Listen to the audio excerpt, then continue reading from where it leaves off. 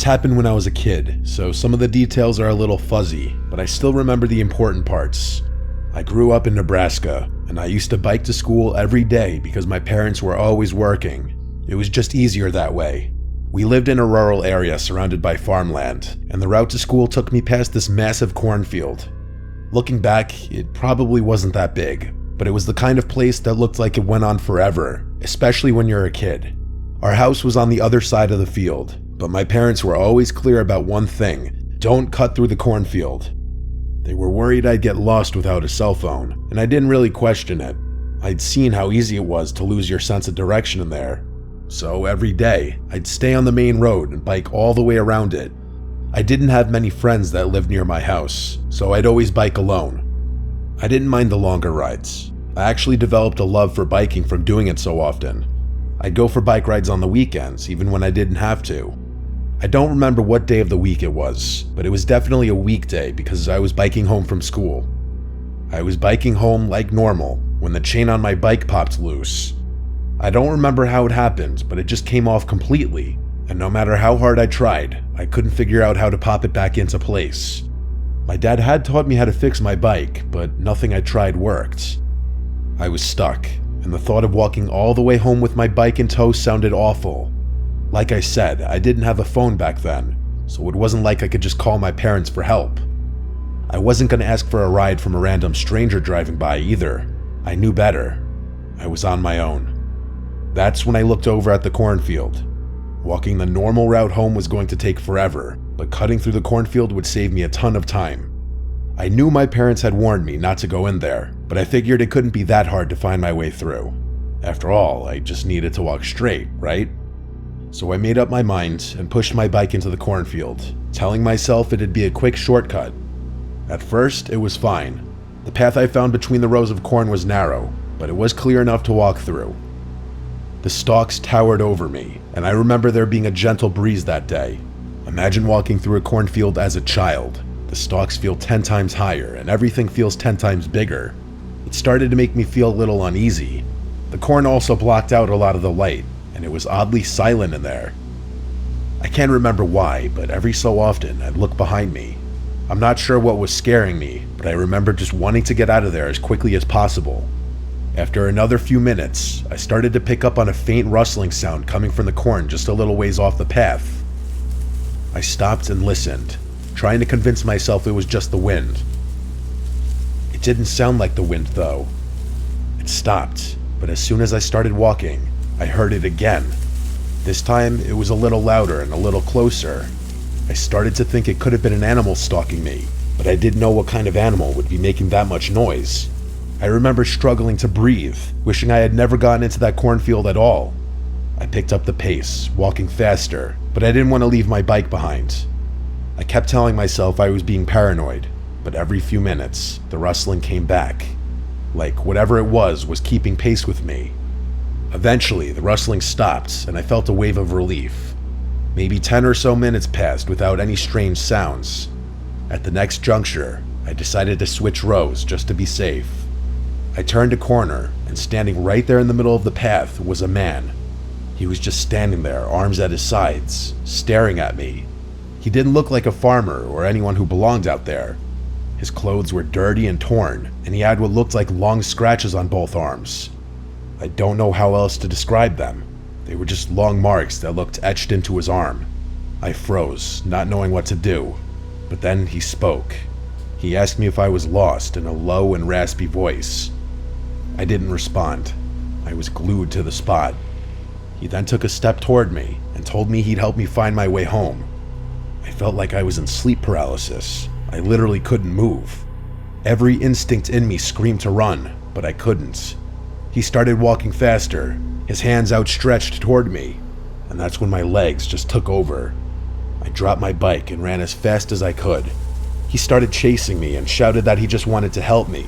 I did not stop running. I could hear him crashing through the corn behind me, yelling for me to stop every so often. I ducked into one of the corn stalks and crouched down in a ball with my eyes closed. I tried to make myself as small as possible. I truthfully thought I was gonna die. He was holding something that looked like a rope in his hand. As he passed, he muttered to himself, I'll find him. I'll never forget those words for as long as I live. I stayed hidden for what felt like hours. My legs were cramping and my whole body was trembling, but I didn't dare move until I was sure he was gone. When I finally crawled out of the corn and made my way home, I was shaking so badly I could barely walk. It was dark by then. I eventually found my way home. I ran inside to my parents, who were worried sick about where I had been. I told them everything. My mom was in tears, and my dad looked like he was ready to kill someone. By then, though, there wasn't much they could do. That man was long gone. My dad went out to look for my bike, but it was nowhere to be found. They got me a new one a few days later, and life went on. A few weeks later, something else happened that ultimately made us move out. I got home from school one day, and there, sitting on the porch, was my old bike. The one I had left in the cornfield. I don't remember who was more freaked out, me or my parents. My parents didn't feel safe with me in that house anymore, so we quickly moved out of there. My parents don't really mention what happens, but I don't think I'll ever be able to forget it.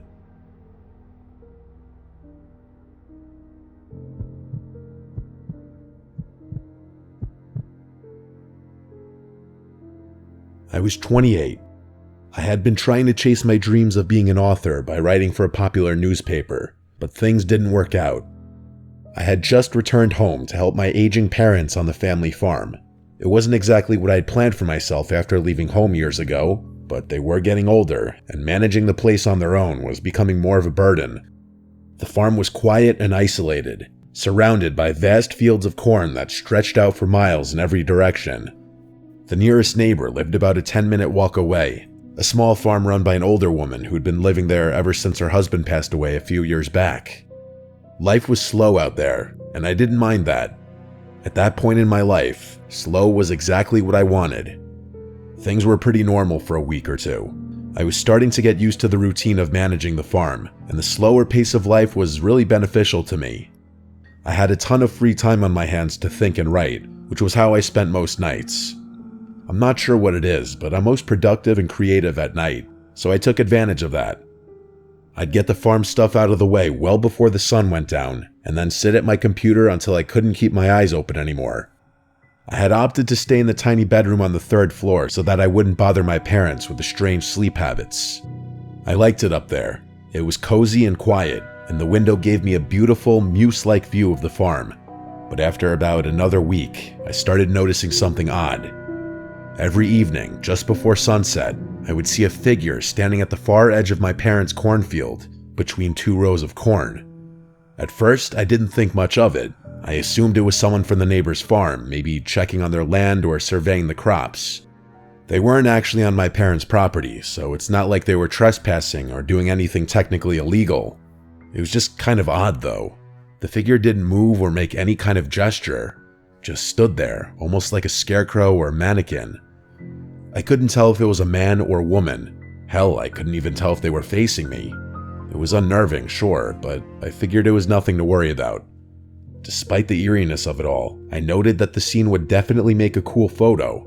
A shadow against the golden backdrop of the evening sky and fields of corn that stretched on forever. A few more days passed, and the figure kept appearing. Always around the same time, always around the same spot, just standing there. One night, I watched it extra closely just to make sure it really wasn't a scarecrow.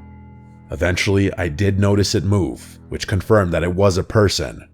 It was strange, but I kept telling myself it was harmless. I even thought it might be the neighbor, the old woman my mother often mentioned. I hadn't seen her since I'd been back, but maybe she had a reason for being out near our property. Either way, there was only so much harm an elderly woman could really cause. It's not like she posed a threat to my parents or their property. Of course, if that were true, I probably wouldn't be writing this all down. In hindsight, it probably wasn't wise to be so nonchalant about the situation. Things started to change over the next few days. The figure began getting closer. Each night, I'd see it between 2 different rows of corn, always closer to the house. It was still silent and still unmoving, but it was definitely closer each night. I was sure of that. I still couldn't make out any details about them from that distance, but things were getting serious now. Whoever was out there was deliberately getting closer and closer to my parents' property. After 2 nights of this, I decided I had to do something. The next morning, I told my parents about what I had been noticing the past few weeks. My mom brushed it off and told me that it was most likely the neighbor's son, who had always been a bit of an oddball, according to her.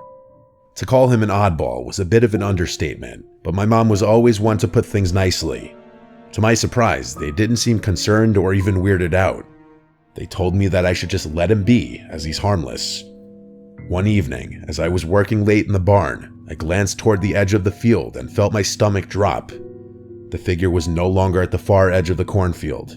It was standing just outside the property line, much closer than before. A cold chill ran through me. I wiped my hands on my jeans, and feeling a mix of unease and frustration, I decided to approach it. I needed a better look. I walked to the edge of the field and yelled, "Who's there?" But as soon as I got close, the figure turned and sprinted between a row of corn. I went to chase it, but as I was turning the corner, I literally saw him dive into a row of corn, disappearing from sight. My heart was pounding as I stood there scanning the field, but there was no way I'd be able to find him. It's not like I was going to start searching blindly through the corn stalks. I was really freaked out at that point. Even if that had been a troubled kid, I don't think I was comfortable with him on the property. The next morning, I headed over to the neighbor's farm, hoping to clear things up. The old woman answered the door, so I just asked her bluntly without sugarcoating things. She seemed really confused when I told her about what was happening. She shook her head slowly and told me she hadn't been outside after dark for weeks because of her health. She told me that she could barely get around, let alone walk to the edge of her land. I then asked her about her son. She told me that he left home years ago and hadn't lived with her since. I froze as she told me that. I could feel my skin start to itch. Whoever I had chased the day before wasn't her son. It was a complete stranger. I left her farm with a growing sense of dread. Whoever or whatever was lurking near the cornfield wasn't from her place. I immediately told my parents about what she told me, and they grew concerned. My mom suggested calling the police, but my dad insisted that would be a waste of time since they hadn't actually done anything illegal. My dad instructed me to stay awake and wake him up should that person come back, which I agreed to. For the next few days, nothing happened. Like, the figure wasn't there anymore, which was a relief. Maybe they had noticed me confronting my neighbor, or maybe they had simply decided not to return after being chased. Either way, I was relieved. Later that week, I was out in the barn finishing up some chores when everything went dark. When I say dark, I mean it. The entire farm was suddenly plunged into darkness, and the power cut out without warning. All the lights inside and outside the house flickered off. I never carried my phone on me in the barn, so I was truly blind. My heart started racing. I had a feeling I knew what had caused the outage. I fumbled in the dark for the flashlight I knew was nearby somewhere. After finding it, I sprinted out of the barn and toward the house before stopping in my tracks. I wanted to run inside, but knew that would be the cowardly thing to do. I was about to run around the house to check the breaker main when I heard it. There was a faint rustling sound coming from the cornfield. The realization hit me. That person was on my property, within mere feet of me. I turned and swept the beam of flashlight across the field, trying to be as quiet as possible. For a moment, nothing happened, just the same rustling sounds. But then, out of the corner of my eye, I caught a glimpse of movement. I jumped and shakily pointed my light toward the source. There, just a few feet away from the barn, was a man. I could see that now. It was a man with a few patches of hair on an otherwise bald head. He was wearing overalls and staring directly at me with this menacing look. I glanced down at his hands. He was holding a rusty garden trowel. Fear took over me and I ran. To my horror, I heard him begin to chase after me. I sprinted into the cornfield, hoping to lose him in there. I turned to see him in full pursuit, running as fast as he could.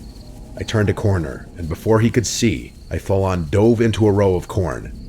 I sat there with my heart racing, trying to cover the sound of my breathing.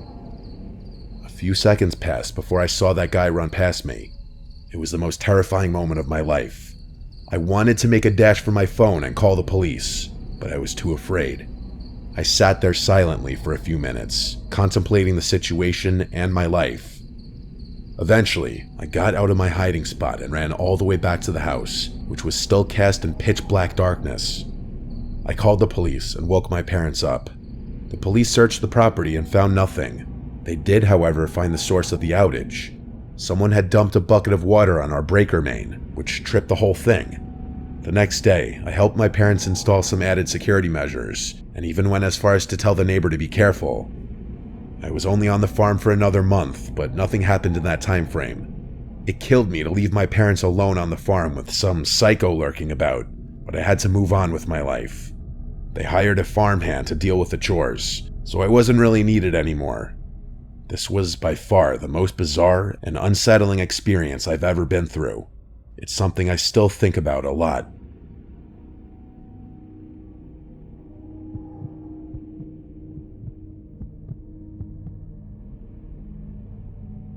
I recently moved to Iowa to get away from things. I got some dead-end job that pays a decent buck. It's not so bad. I'm definitely not going to stay out here forever, but the peace and quiet is good for me. There's a lot of farmland around here, which I'm sure doesn't surprise any of you. The rural environment is definitely not something I'm used to, coming from the city and all, but I'm slowly adjusting to it. About 6 months ago, I found a modest home with dirt cheap rent that I lived in for a few months. While the house itself was small, the property was actually pretty big. I had a lot of land in the backyard, more than I knew what to do with. I'm not sure if it was a farm or abandoned, but there was this massive cornfield that sat right next to my house, like the field ended at a little wooden fence that sat a few feet from the physical structure. You could practically touch the outside of the house and the fence at the same time. That's how close they were. As you could probably guess, I didn't have any neighbors. Despite what you might think, I found the isolation really peaceful. Sometimes in the evening, I found myself staring into that field from the window, reflecting about my life as the stalks billowed gently in the wind. I probably would have stayed in the house for a longer period of time had it not been for what I'm about to tell you. It was a windy October night, one of those cold nights that makes you want to sit in the comfort of a warm bedroom and look out the window at the wind blowing things around. I actually like being outside when the weather's like this. I know I'm a little odd in that regard. There's just something about shoving my hands in my jacket pockets when it's cold that makes me feel good. I was smoking a cigarette on the house's back deck, surveying the yard one more time before going back inside. I was almost finished when I heard it. A scream. It wasn't the kind of distant animal cry you hear sometimes out in the country. No, this was different. It was sharp, high-pitched, and unmistakably human. It sounded like it could have been a child, maybe a young boy. The sound echoed from the cornfield just beyond the house. Without thinking, I ran inside, grabbed my hunting rifle, and went back out. I'm not sure what came over me, but there was no way I was going to ignore a child that was potentially in danger. As I was running toward the cornfield, the scream came again, louder this time. I stopped in my tracks, scanning the dark, but I couldn't see anyone. I called out to the kid, asking him to scream again so I could find him. Silence. Adrenaline was surging through me at that point. I jumped the fence, picked a random row of corn, and ran alongside it, using my phone's shitty flashlight to see. I kept yelling out, but that kid never yelled back. Eventually, I realized I was in over my head. I called the police and explained to them what I had heard before returning to my house, waiting for them to arrive. When the officers arrived, I insisted on helping them search the field. They let me help, which I was grateful for.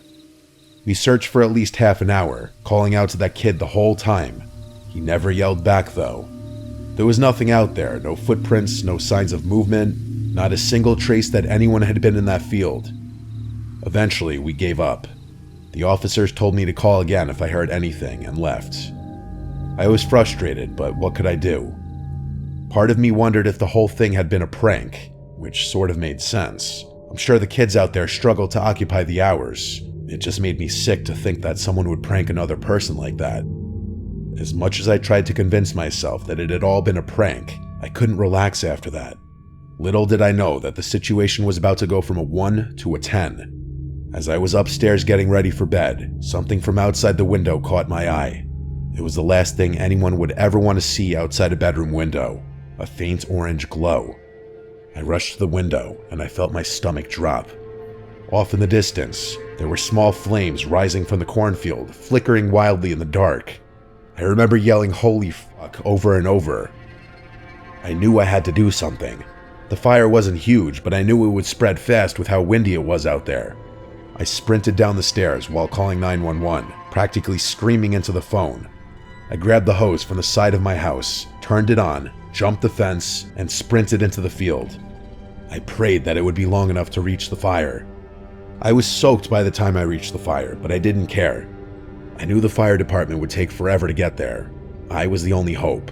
I sprayed the flames as best I could, doing everything I could to contain it. I was unbelievably lucky that it hadn't spread more quickly. I was able to put it out completely in just a few minutes. I leaned down to catch my breath, wondering why in the world this shit was happening to me. As I stood there, drenched in sweat and water, I caught movement from the corner of my eye. I turned and nearly died right on the spot. There was someone at the upstairs window of my house. They were in my bedroom. Without thinking, I dropped the hose that was still spraying water and sprinted toward the house. I threw open the door and burst into the kitchen, only to freeze in place. The entire room was trashed. My fridge and cabinets were all open, and a bunch of my dishes had been smashed on the floor. It was fucking crazy, and I didn't know what to think. I barely had time to process the chaos when I heard the front door slam. I spun around and ran to the front door, but by the time I got there, whoever had been inside was gone. I rushed outside again, but they were nowhere in sight. I didn't have the energy to chase them. I actually thought I was going to pass out from how chaotic the sequence of events had been. A few minutes later, the police and firefighters finally showed up. I told them what had happened, and they took things much more seriously this time around. Attempted arson is a serious felony, and they treated it like such. A bunch more police officers and even some police dogs were brought out to conduct a more thorough search, but once again, they didn't find anything. Clearly, they had enough time to escape on foot. For a few weeks, I couldn't sleep. Every creak, every rustle in the night set me on edge. I slept with my hunting rifle on the floor next to me every night until I was able to move out. I kept thinking about what had happened. It didn't make any sense, but what gets me the most is that first scream. It makes me sick to think that there might have actually been a child in danger, not even 100 yards from me.